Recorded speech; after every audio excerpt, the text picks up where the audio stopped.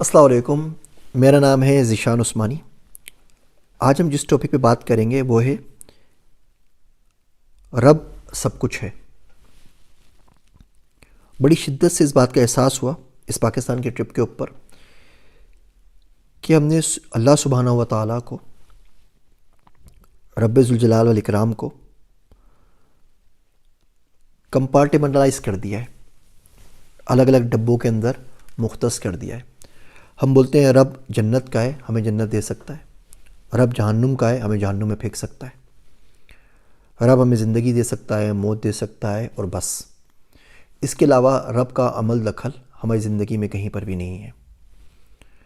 ہم مسلمان ہیں، مسلمان قوم ہیں، لیکن بڑا مشکل ہو جاتا ہے چلتے پھرتے ہوئے اسلام کو کہیں دیکھنا، بڑی مشکل سے نظر آتا ہے۔ رشتہ داریوں میں رب نہیں ہوتا، پیسہ کمانے میں کہیں بھی رب نہیں ہے، بس کسی طرح پیسہ آ جائے، کہیں سے بھی آئے۔ تو کوشش کیا کریں کہ اپنی زندگی میں جو ڈیسیشن ہے اس میں رب شامل ہو۔ ہماری کمپنیز کے سی او ہوتے ہیں تو میں عموماً کہتا ہوں کہ اپنے پیچھے فریم کے اوپر نا اللہ لکھ کے پوسٹر لگا لیا کرو، بینر لگا لیا کرو، تصویر لگا لیا کرو، اور کوئی آپ سے پوچھے کہ آپ تو سی او ہیں، آپ تو کمپنی کے کرتا دھرتا ہیں، مالک ہیں، آپ کس کو رپورٹ کرتے ہیں؟ تو آپ بول سکیں گے جی میں اللہ کو رپورٹ کرتا ہوں۔ میرے نیچے بھلے 200 بندے ہیں، 2000 بندے ہیں، 4000 بندے ہیں، لیکن جب میں رات کو سوتا ہوں تو کوشش کرتا ہوں کوئی ایسا کام نہ کروں کہ اللہ کے سامنے شرمندہ ہوں۔ جب میں نماز پہ جاؤں تو خجالت نہ ہو کسی چیز کی۔ میں کوئی بڑا عجیب واقعہ سناتا ہوں، میرا دوست عبداللہ، اس کے ساتھ ابھی ہوا ریسنٹلی۔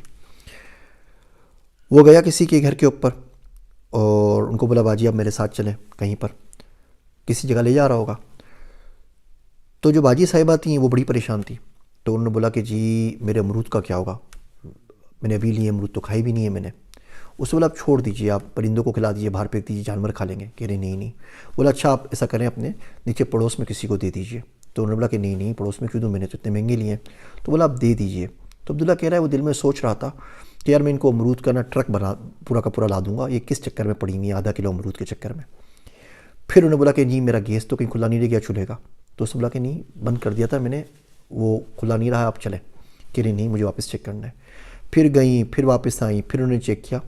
وہ دل میں سوچ رہا تھا کہ اگر خدا نہ خواستہ گیس کھلا رہ بھی گیا ہو، وہ پورا گھر جل بھی جائے، تو جو گھر ہے وہ میں ان کو لے دوں گا آرام سے، میرے لیے مسئلہ نہیں ہے۔ لیکن جو سامنے والا شخص تھا وہ ظاہر بات ہے پریشان تھا۔ پھر وہ آگے گئے کہیں کسی فروٹ کے پاس، تو ریٹ پوچھے کسی ریڈی والے سے، تو اس نے بتایا کہ فروٹ کے یہ ریٹ ہے۔ تو انہوں نے کہا کہ جی بیٹا میں تو افورڈ نہیں کر سکتی، ایسا کروں گی میں جنت میں کھا لوں گی۔ پاکستان میں اتنا برا حال ہو گیا لوگوں کا، اتنا برا حال ہو گیا ہے کہ میری روح تک کانپ گئی ہے اس ٹرپ کے بعد۔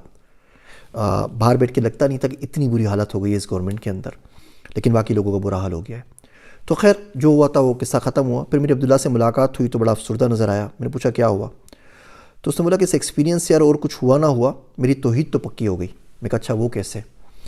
تو کہنے لگا کہ جن کے پاس میں گیا تھا ان کی مالی حیثیت کہہ لیں یا کچھ بھی دنیاوی حیثیت کہہ لیں، اس میں اور میری حیثیت کے اندر بہت بڑا گیپ تھا۔ تو ان کے پرابلمس مجھے سمجھ میں ہی نہیں آ رہے تھے، وہ پرابلمس بتا رہی تھیں، میں ہنس رہا تھا۔ وہ چیزوں کے لیے پریشان ہو رہی تھی، وہ مجھے غصہ آ رہا تھا کہ کن چیزوں کے پیچھے پریشان ہو رہی ہے، ان کی تو کوئی اوقات ہی نہیں ہے، ویلیو ہی نہیں ہے۔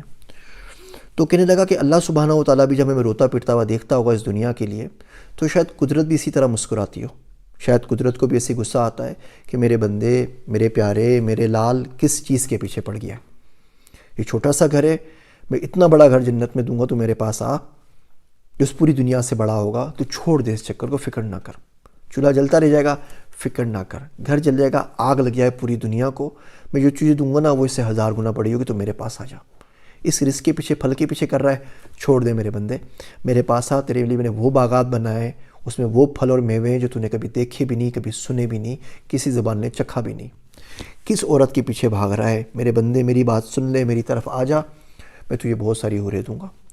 کس چکر میں، کس کام میں خوار ہو گیا ہے، کس چیز میں اپنے کو تھکا دیا ہے؟ کون سی چیز دنیا میں ایسی ہے جس نے تجھے میری یاد سے، میرے ذکر سے غافل کر دیا ہے؟ کیا چیز ایسی ہے؟ کس چکر میں پڑ گیا ہے؟ تو خیر وہ سناتا بھی رہا، بیوقوف آدمی ہے، روتا بھی رہا۔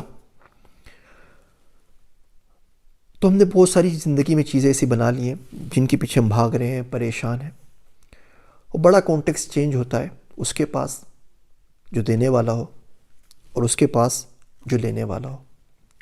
اللہ سبحانہ و تعالیٰ سے زیادہ دینے والا یقین جانیے کوئی بھی نہیں ہے. اس سے زیادہ سننے والا بھی کوئی نہیں ہے. اس سے زیادہ غالب اور قادر بھی کوئی بھی نہیں ہے. ہم نے بس صرف مان کے چلنی ہے. وہ تمام چیزیں جو آپ سوچ سکتے ہیں اس نے آپ کے لیے تیار کر رکھ چھوڑی ہیں. اسے دنیا میں آنے سے پہلے، بھیجنے سے پہلے دنیا میں ہماری زندگی کا سامان کر دیا، جو کہ چھوٹی سی عارضی زندگی ہے. تو جو ہمیشہ ہمیشہ کی ابدی زندگی ہے، کیا وہاں انتظام نہیں کیا ہوگا؟ تھوڑا سا ٹرسٹ رکھیں. یا رب بولا کریں تو مانا بھی کریں، ورنہ بولتے ہوئے بندہ اچھا نہیں لگتا. بندے کو جھوٹ نہیں بولنا چاہیے. باقی سب خیر ہے. کافی ہو گیا، پھر کبھی انشاءاللہ اس ٹاپک پہ بات کریں گے. میری باتیں سننے کا شکریہ. میں ہوں آپ سب کا ذیشان عثمانی.